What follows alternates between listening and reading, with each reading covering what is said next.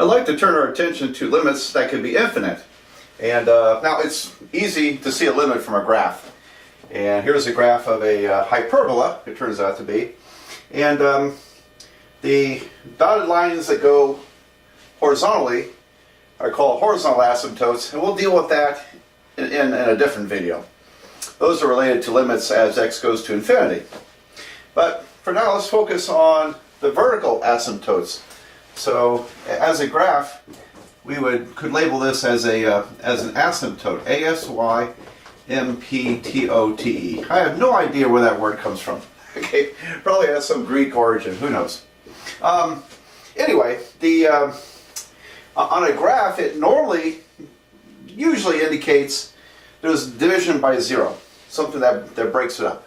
And all right, now this function is f of x equals to 2 minus x divided by x minus 1. That's the function. Now, the goal is to be able to analyze this without having to do that. All right, so how can we analyze this function without having to look at the graph? Okay, that's the trick. Well, when you examine this, where does the denominator equal to 0? Well, when x equals to 1. So when x equals 1, we have a discontinuity. It's division by 0, which of course we can't do. Now, in the entire function, the numerator is always defined. You can plug in any number for x and get a result.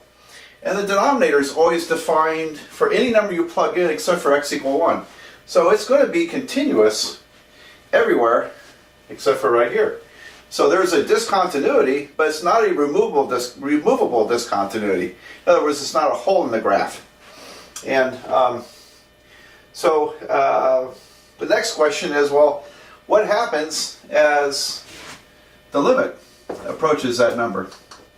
Well, the limit as x approaches 1 from the right side, we're going to see from the graph that as you approach from the right side, the function just grows greater and greater, and this means it heads towards infinity. So that infinity is going to, that limit's going to equal to infinity. How do you do it without looking at the graph? Well, we have to think about what happens near this discontinuity of 1. And what if you plugged in a small number, like 1.1? That's close to 1. So if I go a little bit to the right of 1, how about 1.1? If I plug in 1.1, f of 1.1 would be 2 minus 1.1 over 1.1 minus 1. That would be what? 0.9 over 0.1. That would be 9. And so and you could plug in another number like 1.01 and continue. You'll see that it's growing. It's growing. And so it's increasing. Therefore, our limit is going to be positive infinity. So I'll just write infinity, but that means positive infinity. Now then, let's look at the limit from the other side. And now we can see from the graph that's different. Because as I approach from the left side, the function is decreasing. And it's dropping down toward negative infinity. So the limit as x approaches 1 from the left-hand side of our function would be, let's see, well, okay, if I plug in a number close to 1 that's on the left side, the negative side of 1, like for example 0.9, f of 0.9 would be 2 minus 0.9 over 0.9 minus 1. That would be, what, that's 1.1 over negative 0.1. That would be minus 11. So, and if you want a little more certainty, plug in 0.95 or 0.99, and it'll be a larger negative number. So you'll find it's decreasing or getting large in the negative sense as you get closer and closer to minus 1. Well, and this is about the only tool we have right now to analyze this, other than just trying to plot a graph of it. And so anyway, we can see this limit is heading toward minus infinity. Now, I should say that when you have division by 0, there's, three things can happen. It might be a removable discontinuity, or it will go to an infinity on at least one side of the function, or negative infinity on at least one side of the function. And there's really nothing in between. Okay, if you have division by 0, the limit is can only go to a finite answer if the function has a removable discontinuity at that limit point. All right, hope that makes sense. But think about it. In other words, if this doesn't just have a hole in the graph and continue on, then there's not a removable discontinuity. And it turns out it's either going to head toward positive infinity or negative infinity. All right, now then, the last thing I want to talk about with this example, let me get my eraser up here. There we go. How would you describe the limit, just the limit, as x approaches 1 of our function? Okay, well, now, that's a right-hand limit. This is a left-hand limit. That's just the limit. It's a two-sided limit. And a two-sided limit only exists if both the left-hand limit and the right-hand limit equal. And they don't in this case. On one side it dips down to minus infinity, on the other side goes up to positive infinity. So in this case, we can't say it goes to either one of the infinities. In the general sense, a two-sided limit for this problem does not exist. So we pull out our sophisticated notation here and write D and E for does not exist. So, well, let's do another example.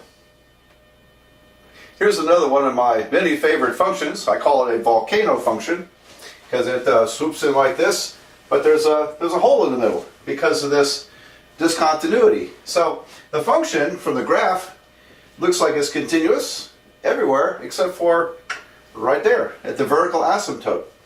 And there it is up there. F of x equals to minus x squared minus 2x, all divided by x plus 1 quantity squared. All right, so I work my magic to get this function. I'll give you a little hint here. I knew that 1 over x squared looks like this. And so I wanted to shift it to the left and down.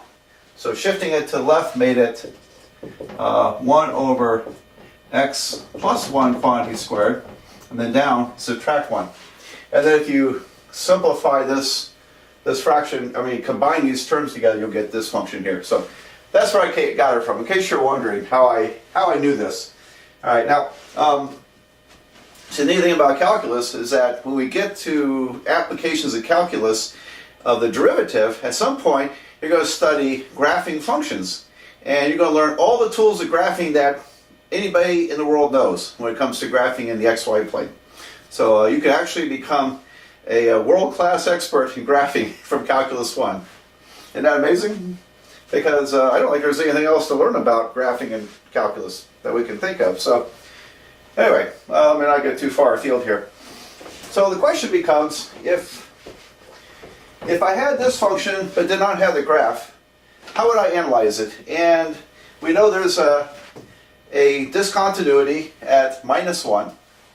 X equals minus 1, you have division by 0. And if you plugged minus 1 into here, you would not get 0. And so that's the other thing. When your discontinuity point, if you plug it in, if you don't get 0 divided by 0, it's not removable. It cannot be a removable discontinuity.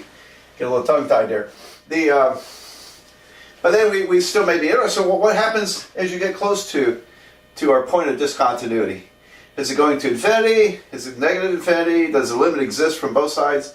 We'll see. So let's see what happens here. The limit of f of x as x approaches minus 1 from the positive side of minus 1. In other words, from the right-hand side. Now from the graph, that should go up to positive infinity. So that's the limit of I probably should have just written it this way. Minus 1 for the positive side of negative x squared minus 2x divided by x plus 1 squared. Well, without tools of calculus, we're kind of left, plugging in numbers in order to try to analyze this. And later on, we can develop more sophisticated techniques for analyzing these limits if we desire to. So what happens is you get real close to minus 1. That's from the right side. Well, let's plug in a number just to the right of minus 1. How about negative 0.9? So I'm going to take negative 0.9 and store it as x. Here, I'll show you on a camera here. Alright, so I'm going to turn this gizmo around. Oh, there we go. I think that's visible. Okay, and then I'm going to type in the function. So we have, let's see, left parentheses, negative x squared minus 2x, close parentheses, divided by parentheses, x plus 1, close parentheses, squared. And let me see, is that visible? Alright, hopefully I did that right. And then when I hit the enter button, down here, the equal button is the enter button on this calculator. I get, what is that? 99. How about that? 99. So, as you get very close, it looks like this thing is shooting up very high. Now, to be totally certain, you would want to check another point or two to make sure it's continuing to increase. The thing about this is that the technique I'm showing you right now, which really is not using calculus at the moment, is dependent upon some educated guesswork by plugging in some numbers. And we can hook up exceptions to these. What the function was shot up to 99 and then suddenly dropped down and bounced around a bit. We could cook up a wild function that could do that. Most functions are not that unstable, so this is pretty good about 99.9% of the time. But later on, we can, if we really want to be firm about this, we can develop some calculus techniques for demonstrating that a limit goes to an infinity or not. All right, that'll make more sense later on. So let's not worry about it right now. All right, so as x approaches minus 1 for the negative, it looks like it's getting very large. It's shooting up to positive infinity.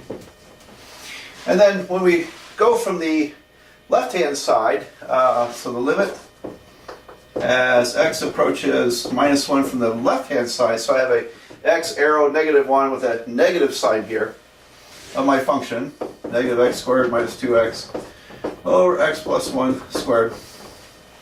So now I'm going to, I guess I hit equal twice. I have two 99s on there. But I'm going to now store, how about negative 1.01? So that's just to the left of negative 1. So negative 1.01, store x. I'll hit enter. And you got that? All right. Now I have to go down here where the enter key is above. That is called entry. So I hope your calculator has this. I hit second entry, and that's the calculation I just did. I need to do this. Oh, there we go. There's my function. I have my function on the screen. Now you just hit enter.